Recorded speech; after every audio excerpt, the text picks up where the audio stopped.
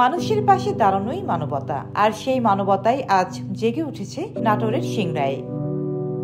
18 June Singra উপজেলা প্রশাসন ও নাটোর জেলা প্রতিবন্ধী সেবা ও সাহায্য কেন্দ্রের যৌথ আয়োজনে আয়োজিত হয় হুইল চেয়ার বিতরণ অনুষ্ঠান। উপজেলা নির্বাহী কর্মকর্তা ইউএনও মোহাম্মদ মাজহারুল ইসলাম 5 জন প্রতিবন্ধীর হাতে তুলে দেন জীবন চলার নতুন ভরসা একটি হুইল চেয়ার।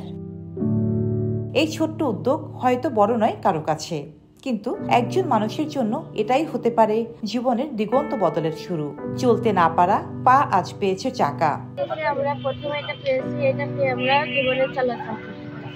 অনুষ্ঠানে আরো উপস্থিত ছিলেন উপজেলা প্রকৌশলী আহমেদ রফিক, উপজেলা সমাজসেবা কর্মকর্তা মোহাম্মদ আবু দাউদ এবং সোহাগবাড়ি প্রতিবন্ধী বিদ্যালয়ের প্রধান শিক্ষক আঞ্জুমানারা।